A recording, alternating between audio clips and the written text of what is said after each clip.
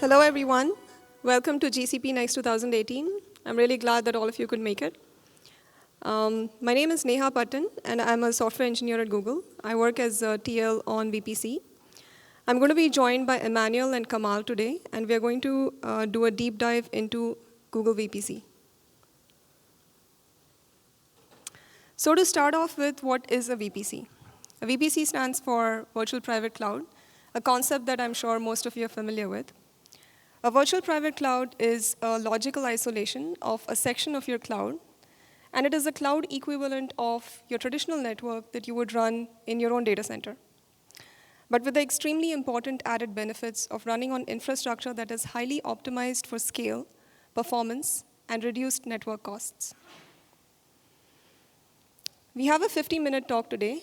I'm going to be introducing a few core VPC concepts and walking you through some of the work that we've been doing over the past 1 year, and also mentioning some best practices that we recommend. Emmanuel, who is a networking product specialist at Google, will be walking us through a few example VPC topologies. And Kamal, who is our guest from PayPal, will be walking us through PayPal's experience of using Google VPC. Now, what is the first thing that you do when you want to check whether your internet connectivity is working correctly or not?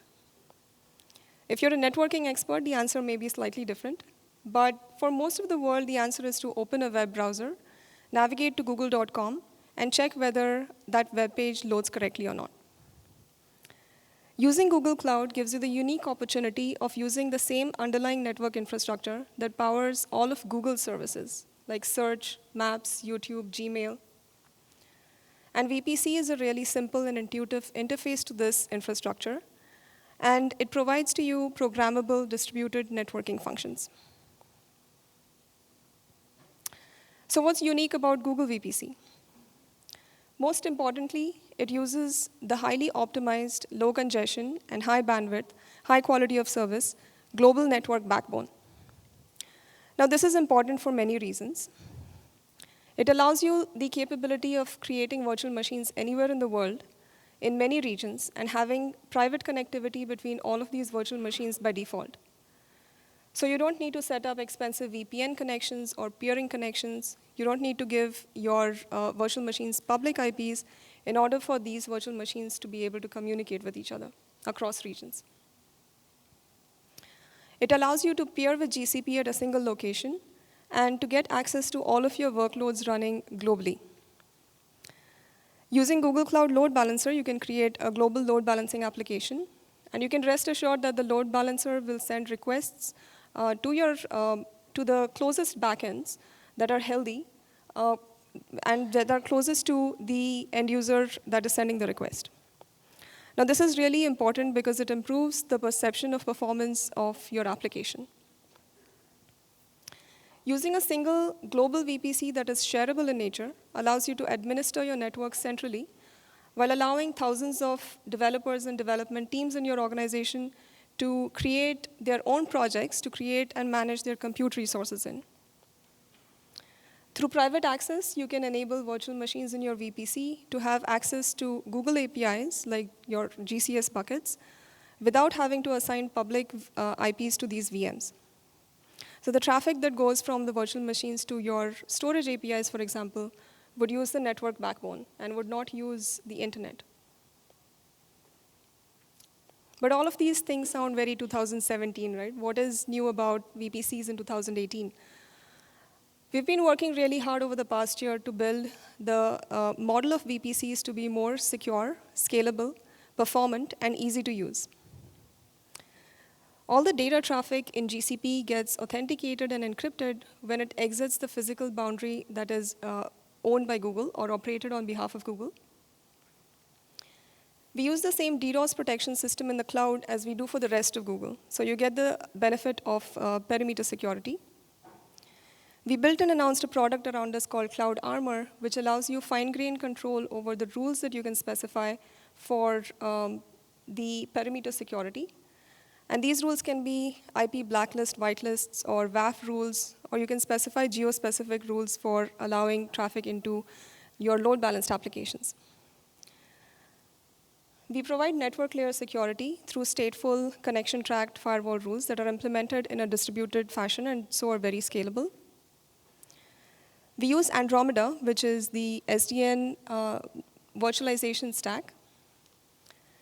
And we have made several improvements in the Andromeda control plane infrastructure over the past year, which have enabled us to more than double the number of virtual machines that you can create in a single VPC. We take performance very seriously. We launched Andromeda 2.1 late last year, which gave a 40% reduction in the cross-VM latencies within a single zone over Andromeda 2.0. And it does this through an optimization by bypassing the hypervisor threads for network traffic that is going from the virtual machine to the software switch on the host machine. We also made several changes that enable fine-grained IAM access control and integration with third-party services using VPC Peering. Now, one of the more exciting initiatives we have had within the VPC team is to take a Kubernetes-first approach. And so we have made several changes in VPC inherently in order to better support Kubernetes as a first-class citizen through GKE. Now, whether you're cloud native or you're also running your workloads in your on-prem data center, or you may be running workloads in another cloud as well, you may start small in a single region or in a small set of regions. But as your application grows and as you need to expand globally, you may expand to multiple regions. But the configuration that you did initially just seamlessly works. And so the overhead of network administration and management doesn't grow with the number of regions that you need to put your compute resources in. Now let's walk through the different aspects of VPC. The first aspect that I'm going to be talking about is that of a network. Now a network maps to a global virtual network that you can create virtual machines in. And it basically consists of regional subnetworks that have non-overlapping IP ranges. Now, before I explain the concept of a shared VPC, I'm going to step back a bit and talk to you about a project. Now, a project is a granular unit in GCP, which is a container that you can put resources inside. So if you want to create resources like firewall rules, routing policies, a network, or virtual machines, or VPN connections, you can create them inside of a project. A project is also a basic unit that you can attach billing accounts to, that you can specify IAM policies on, and that you can manage quota on. So it gives you a container that you can completely manage, and then you can have full control over the lifecycle management of your resources. Now with Shared VPC, you get the ability to create a VPC centrally in your organization in a project called the host project, and to share that with thousands of other projects in your organization called service projects that you can create virtual machines in and have these virtual machines be connected to the Shared VPC. Now this is really important because it allows you to scale your organization to thousands of developers or development teams while centrally managing the firewall rules, the routing policies, the VPN connections, and not having to create these every time a new project is spun up. So what's new in this space? Now with Shared VPC, you can administer the Shared VPC in folders. And so, for example, if you want to isolate your billing pipeline VPC from your web app VPC, then you can do so by having separate folders for these two projects and having separate Shared VPC administrators who can set up the respective Shared VPCs. One of the things that we recommend doing here is to put all the service projects for a given Shared VPC setup inside the same folder so that you can associate org-level policies on that folder at a later time. Another thing that we recommend doing is to use subnetwork level permissions so that you can specify which service projects have access to create virtual machines in which specific subnetworks. That gives you fine-grained access control. Another feature that we have launched to GA over the past year is the ability to create private IP reservation. And so you can reserve RFC 1918 IP addresses, and you can use these for creating virtual machines or internal load balancers in your service projects. Another feature that we have launched to GA over the past year is alias IP ranges.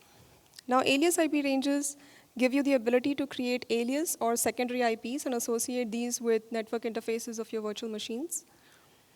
You can allocate alias IPs through primary or secondary ranges on your subnetwork. Now, if you use GKE to manage workloads running in containers on your GCE VMs, then alias IP ranges gives you the ability to centrally manage all of your RFC 1918 IP addresses. So your pod IPs, your node IPs, cluster IPs are allocated from the primary and secondary ranges of your subnetworks.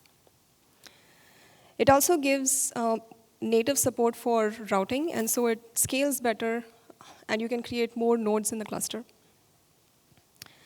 If you use GKE to create an ingress load balancer with a network endpoint group, then you can rest assured that the front end of the load balancer would load balance directly to the pods that are backends of the load balancer, rather than having the front end of the load balancer load balance to virtual machines, which then have IP table rules to route the packet to the backend pods. So using network endpoint groups, we get rid of this, this extra hop in the request path. And so it is basically optimizing the load balancing application performance. It also gives native support for health checking. And so we are able to health check the pods directly rather than health check the virtual machines. So as I mentioned before, alias IPs can be allocated from primary or secondary ranges on a subnetwork. If you're running out of IP space, you can add more secondary ranges on the subnetwork, or you can expand the existing primary or secondary ranges. Now, one of the things that we recommend doing when you're planning your IP space is to plan it in such a way that you leave enough room for growth. Now, if you're running an application on your VM and you're using an alias IP to run the application, then you may want to move the IP from one VM to another if the pod that you're running the application in dies or the application crashes. And you can do this by deleting the alias IP on VM1, adding it to VM2, creating a pod there, and starting your application in VM2. So this is basically how you migrate an IP from one VM to another VM.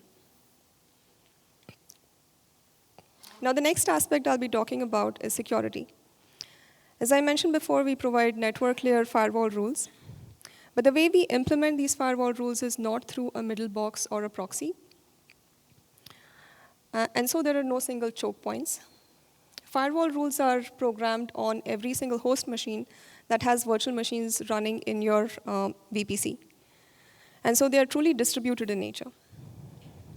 The rules themselves are flexible in allowing ingress, egress, allow, or deny rules using priorities. You can use tags to easily group the virtual machines that you want to apply specific firewall policies on. Now, when a developer adds a tag to their virtual machine, there is no ACL check that happens by default.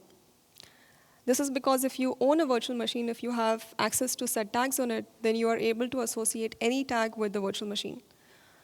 Now, if the service provided by your organization is security sensitive, internally or externally, then this may be problematic. And we solve this problem using firewalls with service accounts. So we are happy to announce that this is now available in GA. You can associate a service account, and you can create that as a source or a target of a firewall. And you can rest assured that when a developer associates a service account with their VM, then there is an ACL check that happens. They need to have IAM permission on using that service account.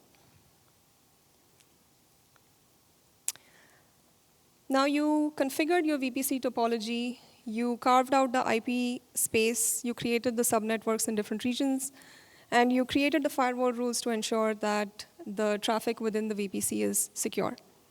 Now, the next thing you would like to do is connect your VPC running in the cloud with your on-prem data center. Now, there are multiple ways of doing this. If bandwidth is not of a major concern for you, if you are OK with the overhead of IPsec encryption, it basically uses the internet, then you can use VPN.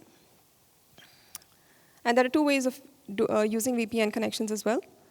You can either create static routes to your VPN tunnel, which basically allow you to statically specify the prefixes that should be routed to your on-prem.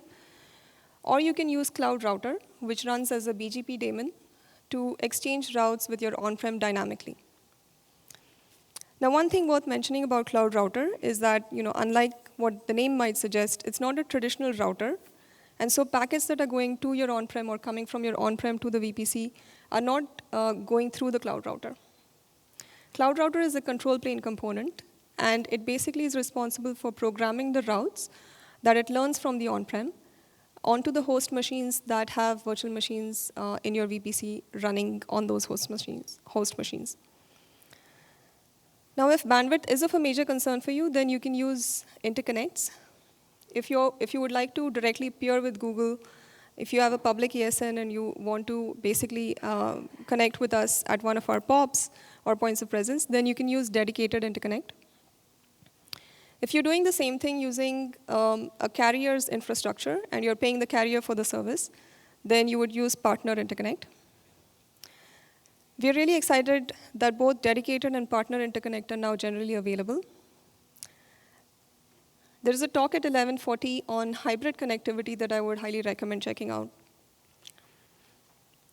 Now, a couple of features that I would like to talk about that are new in the dynamic routing space are global BGP routing and custom route advertisements. Using global BGP routing, you can announce prefixes that belong to subnetworks in other regions using a cloud router in one region. And we recommend doing this for enabling redundancy in your connection to your on-prem. And so you can have cloud routers in two regions to your global VPC, and you can enable global BGP routing on your VPC. And this would enable you to have local routes as well as remote routes through the other region. Now, Cloud Router will add a weight to the remote routes, so it would always prefer the local routes. But if your local connection, if your local VPN connection or interconnect goes down, then the remote route would be used. And so you can fall back to using the routes in a different region. So this gives you higher availability. You can use custom route advertisements to choose prefixes that you want to announce to your on-prem. And so you can choose prefixes that you don't want to announce. You can use custom route advertisements also to announce prefixes that don't belong to subnetworks in your VPC. And these may be RFC 1918 IP or IP ranges or non-RFC 1918 as well. Now, the next thing I'm going to talk about is using third-party services. Now, Shared VPC was designed with the intention of having private connectivity between virtual machines in one organization. But if you want to connect two VPCs in two different organizations, the typical consumer and producer scenario, then you can use VPC Peering. VPC Peering is also not implemented through a proxy, and it is truly distributed in nature. And so there is no single point of failure with VPC Peering either. When you peer to VPCs, you get full connection and you get full connectivity to all the virtual machines in the peer VPC. And you also get access to all the services that the peer VPC is exposing through internal load balancers. Now, one of the things that I want to mention about both Shared VPC as well as VPC Peering is that in both cases, you get high throughput and bandwidth, and you get the same throughput and bandwidth as though if you were to create those two virtual machines in the same network, in the same project. And this is because that aspect of network topology is pretty much transparent to the SDN data plane. If you're a service provider and you would like to have a management interface to the virtual machines that are serving traffic to your consumer, then you can do so by creating a virtual machine with multiple network interfaces. You can create up to 8 network interfaces on your virtual machine, and the traffic basically on those 2 network interfaces will be completely isolated. So your data plane network will be fully isolated from your management network. Now, the last aspect I'll be talking about is that of monitoring. As you know, GCE is integrated with Stackdriver. And so if you use features like global load balancing or internal load balancer, then you'll be able to view the logs for these features in Stackdriver. We're really excited to now announce the general availability of VPC flow logs. VPC flow logs allow you to view the VPC flows, which are aggregated over 5 seconds by connection. And you can enable this feature on a per subnetwork basis. On the console, you can choose the log type as VPC flows, and you can then view the connections that are logged. Each log will show you the 5-tuple of the connection, along with other meta information like source dest VPC, source dest subnetwork, and other annotation information like geo annotations that we add on top of that on the logs. You can export this to BigQuery or PubSub. And you can use this feature for network forensics, for troubleshooting your network, as well as for analyzing the different traffic patterns in your network across geographies, and to use that information to better improve the topology of your network to reduce costs. Now, you may have started small in a single or a small set of regions, but the configuration that you did initially by creating the network, by creating the firewall rules, by setting up VPC peering, these things just seamlessly work as you grow to more regions. With the VPC design, we make sure that the cost and overhead of network administration and management doesn't grow linearly with the scale of your network footprint. We really think of this model of VPCs as being the true next generation of how VPCs are defined in the cloud. And we're really excited to see how you use them.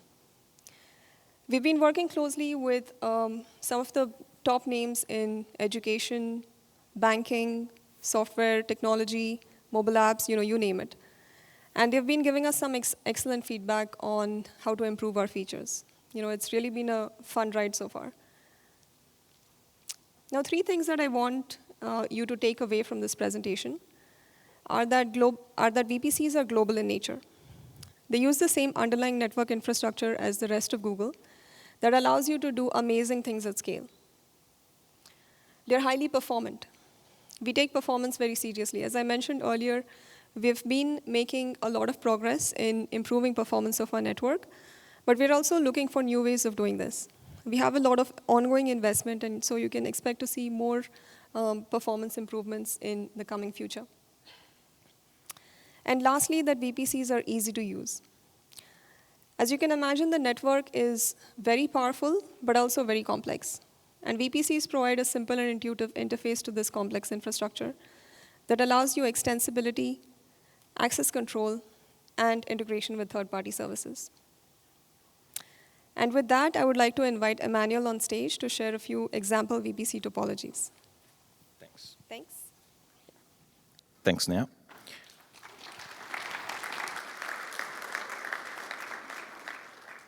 So we're going to run some through example topologies that uses all the concept and that Neha just explained. Before going over that, I just want to quickly recap a couple of things. So if you look at from the routing point of view, a VPC is really a routing domain. That's what you get when you create a VPC. It does provide you internal IP connectivity across all your subnetworks. Doesn't matter in which region they exist, and without actually the traffic leaving the Google network. So all the traffic stays inside the Google network. Neha mentioned that we have a project concept. So the project is a unit of billing, is a unit of permissions, is a unit of resources. And yes, you can have multiple VPCs in the same project. If you do that, you get 2 completely disjoint routing domains, which means, like in the example here, you can have 2 VPCs with overlapping IP subnets. So in this picture, you can see that VPC1 and VPC2 as overlapping in US West too. Of course, this is possible because they are disjoint and they do not speak across themselves by design, unless you want it to.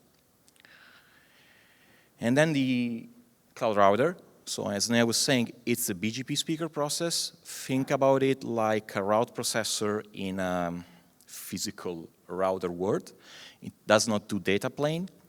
The whole goal in life of this guy is to get routes from outside and program them into the VPC, and gets route from the VPC and send them outside. as you can see in the picture, it can program route across all regions. So in this example, the cloud router exists in US West 1, but it's able also to advertise a subnetwork that exists in US West 2, which is the 10.241/24, and it's also able to advertise subnetworks that do not exist in your VPC. In this example, the 10.239/2/24. Okay, now that these two concepts are clear, let's start looking at some potential topologies. So in this one, we're using VPC peering in a producer-consumer scenario. So we have on top a provider project in the blue org, and at the bottom we got two consumer projects, one in the green org and one in the red org. So please note that these three projects are in three different organizations. And now what the provider projects want to provide is common services that must be used from both consumer project in the green org and the consumer project in the red org. So the way I can do this, I do this through VPC peering. So I do VPC peering from the green org VPC to the leftmost VPC in the provider project, and the red one is peering with the rightmost one. Note that here I got full overlapping IP across the consumer project. Both consumer projects using the same subnetworks. That's why I need two different VPCs in the provider project. Tenant isolation in the provider project is done by default because those two VPCs are separated routing domains, so there is no connectivity possible. You don't need to use firewall rules for that. Shared VPC. So I'm going to show you a simple example of how Shared VPC can be used with a multiple tier application. And the goal of this topology is to basically centralize networking and security configurations and operations in the host project. And by using Shared VPC, I'm giving different users different permissions to use different subnets, and we'll see that. And then I be able to have each team of the team of the front-end service project and the back-end service project manage their own compute by themselves. And this is, of course, fully compatible with load balancers and flow logs. So how does that work? So basically, first, in the host project, I create a subnetwork, an orange subnetwork, and it's connected to the Shared VPC router. And I give permission to the orange user to use this subnetwork. Subnetwork is an object, so you can give permission to this object. Now, what happens is this orange user that exists in the service project logs into the service project, create instances, and he sees that subnetwork as available to connect instances onto, even if that subnetwork does exist in the host project. From here on, from the networking point of view, those two instances is just like if they are connected to the host project. From the compute point of view, they exist in the service project. So billing for the instances is on the service project. Now from there, the orange user create a global load balancer protecting the front end with Cloud Armor, for example, and start to track traffic from the internet. Now, I'm also creating another subnetwork in the host project, and this time I'm giving it permission to use this subnetwork to the blue user. The blue user is a user that exists in the backend service project. So what this user does is logs into his service project and create an ILB, create instances, and as the orange user previously, he sees the subnetwork in the host project as available to connect his instances to and available to create the VIP of an internal load balancer. And from here, I got full IP connectivity between front-end and back-end, exactly like those two set of instances are connected to the same VPC on the host project. Same idea, but on a different concept. So I want to use a network virtual appliance to provide security and networking services to multiple projects at the same time. So what I can do is create a network virtual appliance, which is a multi-NIC appliance. And as Nea was saying, multi-NIC instance, appliance in this case, in a multi-NIC instance, each interface needs to be connected to a different VPC. So here in this example, I got those two VPCs, let's say they are two internal VPCs, okay? And I'm using the same concept of shared VPC, so I'm sharing something with the orange user, with the blue users, and they create their instances and the internal load balancer exactly like before. And then the network virtual appliance also has a northbound, well, I should say eastbound in this picture, external interface that is connected to the external VPC, so the one on the right, that does BGP with the cloud router with your on-prem. So in this example, all the instances, VM1, VM2, and VM3, VM4, do get connectivity with on-prem and do leverage the networking and security services provided centrally by the network virtual appliance in the host project. The next one is a more complex one, I would say, but not that much, which is Shared VPC with Shared Interconnect. So what's the goal? The goal is that I want to leverage the same dedicated interconnect across multiple projects. Why? Because dedicated interconnect is a precious resource. It provides high bandwidth connectivity and it has a cost. So I want to use it as much as possible. And I want to keep the operational and management advantages of the Shared VPC model that I showed before. And also I want to allocate cost across projects in a meaningful way.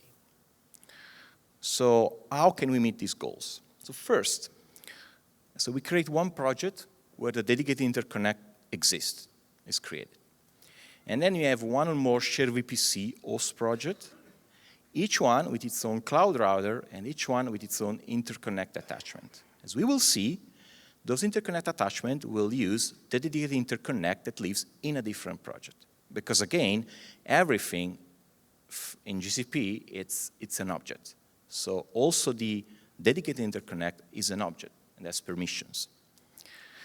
How you do security, the best practice I recommended is to use firewall rules based on service account. And VPC for logs will give you complete visibility of traffic, including the service VPC and the host VPC. So visually, how that looks like. So if you look here first, so here. So this is the physical world. So this is a colo site, and you have your router here, and this is our peering fabric device. So this is a site where we provide dedicated interconnect. And this DI is the dedicated interconnect. Physically, it's a port channel, so that's where the connection is built. Now, if you forget about the physical and think about the cloud as an object model, the dedicated interconnect is an object that lives in a project. So you go into a project and you say, I want a dedicated interconnect. Now, we got in this example 2 shared VPC, okay? The structure is the same as the one that I was basically showing you before. And what is to be noticed here that each of those 2 shared VPC, the host project, has a VLAN attachment and a cloud router. So note that the VLAN attachment is an object that lives in the host project, but it is using dedicated interconnect that lives in the dedicated interconnect project. So you can have a single project with the dedicated interconnect, and you can use it to basically share the bandwidth across multiple, in this case, host projects of a shared VPC configuration. Of course, you can have, if you want, you can have full overlapping IP support, because from our side, I mean, the tenancy is provided by the fact that we have 2 different VPCs. And on your side, on customer side, of course, you have to terminate, if there is overlapping, you have to terminate them into different VRF, for example, and then bring the tenancy inside your network to MPLS VPN or whatever you used to. So we basically met all these goals.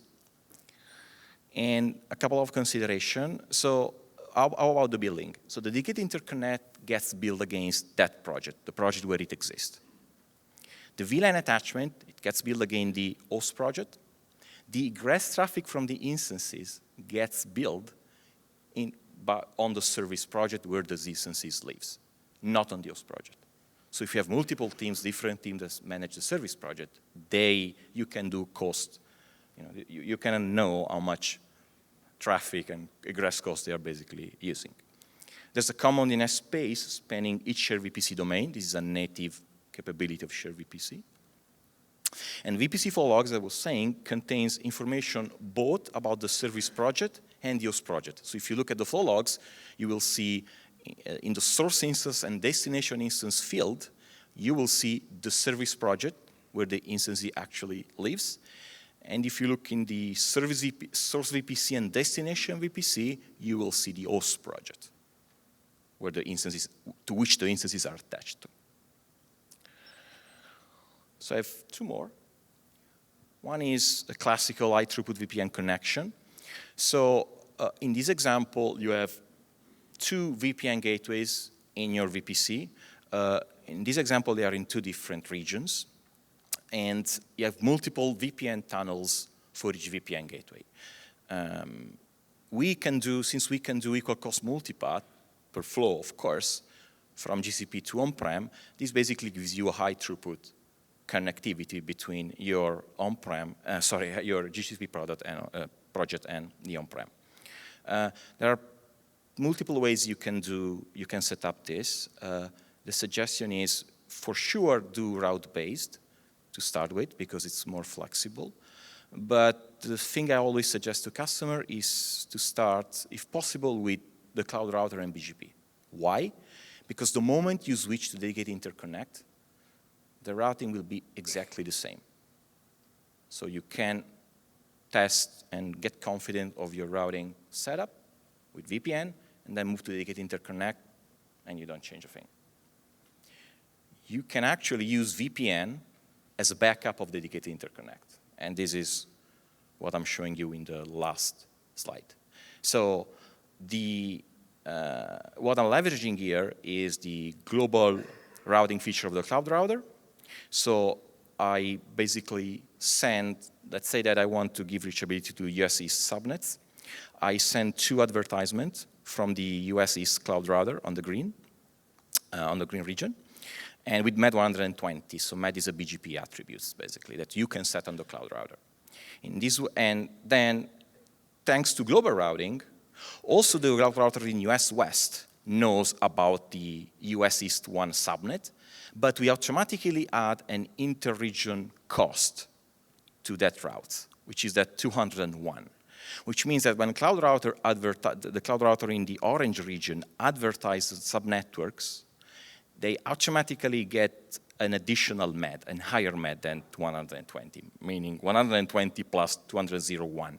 And that 201 is just an example. It's dynamically calculated by the platform. Okay? In this way, you're sure that both R1 and R2 use the interconnect default, and when those interconnects are down, you use a VPN as a backup. The same thing you can do on the reverse side.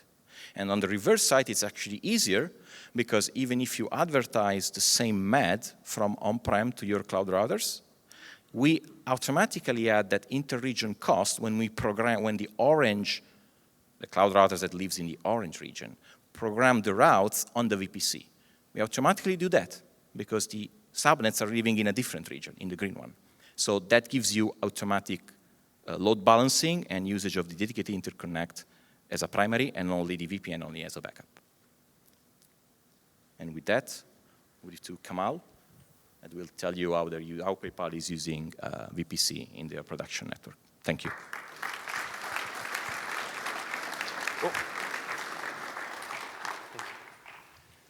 Good afternoon, everyone.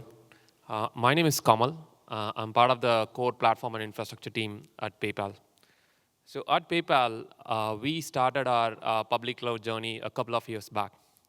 So when we started looking at how PayPal can expand into public cloud, and we are having one of the largest private data centers, so we started looking at what is needed and what we need to do to get into public cloud. We soon realized that two important things. One is that it is not a 1 year or a 2 year journey. Just like that, we can just jump into public cloud. It is a multi-year journey because it involved culture change, mindset change, toolset change, and even some application rewrites as we move into that. The second thing we realized was none of the public cloud had all the features for supporting enterprises to run in a more secure and scalable way. So it means that we need a partner to journey with us, and we travel along with them in this multi-year journey to get to the state where we can run a big enterprise on public cloud. So with that, one of the key things we started looking at is that how do you build building blocks in the public cloud so that we can start figuring out how to move things in a phased manner, because we cannot move everything. So one of the key pieces which we started looking at is how do you build this VPC in public cloud. So with that, I'll go to one of the use cases which we started with and how we went through the process of moving into public cloud. So the first use case we took was a dev use case, which is basically PayPal has thousands of developers, and each of us developers needs their space to go and do creative things, like creating their VMs, deploying their services, running applications, or do things which is something we want to provide the space for them. So when you look at that, what they need is autonomy in doing that, which means that it is I would say that DevOps is a very widely used term, but it varies, the meaning of DevOps varies from company to company, person to person. But what we really think is that give the autonomy to the developers so that they can do what they need to do, and we don't step into their thing. At the same time, there were a lot of other things which developers doesn't want to take care of. For example, when we started at Google Cloud, there was nothing called a shared VPC. So the model which existed was you create a project, and inside the project, there'll be a network, which means that every project has its own network, which means that every developer, if I have to give a project, we also have to create a network inside the project, which means that we need to allocate an IP range. So we are talking about hundreds of projects, or even more than that, thousands of projects, and it's a big nightmare for us to manage IP ranges for each of these projects. The second thing is that another main principle we took up for public cloud is everything should be automated, which means that when we set up something, it's not just the automation to create the initial project, but any maintenance after that should be automated. So if we are creating a project for a developer, and if the network is within that, so any interconnectivity configuration or a gateway configuration all exist within the network. So if you have to make a change, it's not making change in one project. We are talking about going and making changes in thousands of projects. So it created a pretty difficult for us to scale in that model. And that's where we worked with Google, and then we partnered up and say that, hey, these are the problems. And that's where we started looking at, Google introduced this concept of shared VPC. So I think Neha and Emmanuel explained all the topologies and everything, so I'm not putting any diagram here, but I'm going to explain what problems we faced when we started initially and how we solved in the shared VPC model.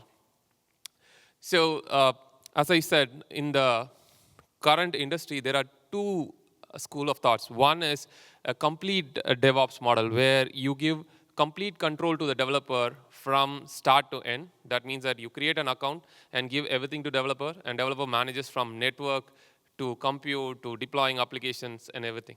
And there's another extreme thought, which is basically completely anti-DevOps, where everything is done by somebody else, and the developer gives a code. So at PayPal, what we did is that we took a hybrid approach. We really figured out what each team should be responsible for, and where we should draw the line and say that these are all your developer responsibility, like compute, storage, your code, and everything, you manage it. But anything below, we want to really standardize it. And especially in a big enterprise, when you have thousands of developers and thousands of projects, standardization becomes very critical in terms of security and also auditing, right? If you want to change something, you need to know where to change. If it's in many places, it becomes very tricky. So if you look at it, as I said, IP management was one of the problems, right? Allocating IP ranges, assigning them, and when the project is deleted, reassigning it somewhere, it was becoming a challenge. With Shared VPC, the model we adopted was that we have many security zones in PayPal. Each security zone is carved out based on what data can be stored, what data can be accessed, what services can exist, how the services can interact. There's many criteria based on which we carved out zones. For example, there may be a zone where the data resides, which means that nobody can enter into the zone except through a single channel, and that would be protected with firewalls, data loss, everything there. So we have this concept already built into our private cloud. We want to bring the similar concept into public cloud. That's where this model of VPC became very useful, where we said that every VPC we create is going to be a security zone, which means that within that security zone, it's open. That if there are two VMs, they can communicate. But anybody to come into that security zone, it has to go through a firewall, or it will have a VPC peering with more security and scrutinization there. The second thing is that, as I said, like once we have shared VPC, the management become more simpler because we just need to manage the connectivity at the shared VPC level. Every service project which is created doesn't need to worry about it. So as far as the developers are concerned, they just keep creating VM storage and everything. We started with a VPN-based approach, and then now we are moving to a direct interconnect. So which means that there's no impact to the developers because everything is centrally managed at the shared VPC level. So this is a functional representation of how we divided the functionalities and felt that this is the optimal way so that we give enough freedom for developers to play around with public cloud, do things what they need, but at the same time, we don't need to overburden them with responsibilities which they don't need to take care of. So if you look at it, we have an enterprise cloud team which is comes with best practices of how many VPCs has to be created, how the VPCs has to be interconnected, like peered, how they have to connect back to the on-prem, where should be the routing configured. All these are centralized and automated through one single mechanism. So we manage everything down. And at the same time, we have automation to create projects, which sets a project up, puts the right developers there, and grants permission to this network. That's it. Once they get the project, within the project, they have an autonomy to do anything. So in this mechanism, we were able to scale it to thousands of projects, and we are able to manage it without any impact on the future changes, because we all know that things evolve. The cloud is going to evolve. That means we should also move along with that. So we built a foundation such a way that we can make more changes in the future with less impact. Also, another principle we took up is there's another use case, which is a test zone, which is basically running PayPal.com inside PayPal, which means that it is a complete replication of PayPal inside PayPal. That means that it is used for our test environments, the integration testings, and everything. Now, when we adopted a model, which I showed previously, our goal is to see that the same model can be applied for any use cases which comes later, like test. Tomorrow it could be production, or later something else. So in this case, if you look at the use case, it's something a lesser scale in terms of number of projects. We are talking about only a few tens of projects, but it's a huge resource. It's like thousands of VMs, thousands of gigabytes of storage and everything, because it's complete PayPal inside. But if you go into the model, it's the same. We didn't change anything. We created a VPC, which was already automated, which has all the features. We created the project in the same way. We just need to assign different teams to these projects. And within that, they were able to do everything they wanted. So the model is scalable to any use case which we bring in. And we are in the process of next year trying to get public cloud production use cases into public cloud. So we don't need to change much. The same automation which we created is going to help us do this again. Said that, as I said, it's a multi-year journey.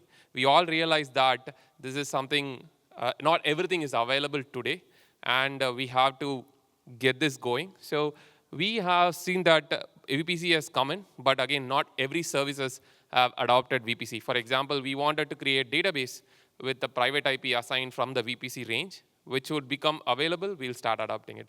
IP-LES is a great feature which was released. For us, we have a container networking technology where we assign IP to container. So for that, IP-LES is a great thing. So we are going to start using it. And similarly, like as this technology evolves, our tools also evolve. For example, we had events which have been consumed. Now, since we have this host and a service project isolation, we need to figure out how to collect events from different service projects as from a single place, because we don't want to deploy something on every service project. So we are also evolving as the technology evolves, and as Google is maturing enough more with this, we will also be moving along with that. Thank you.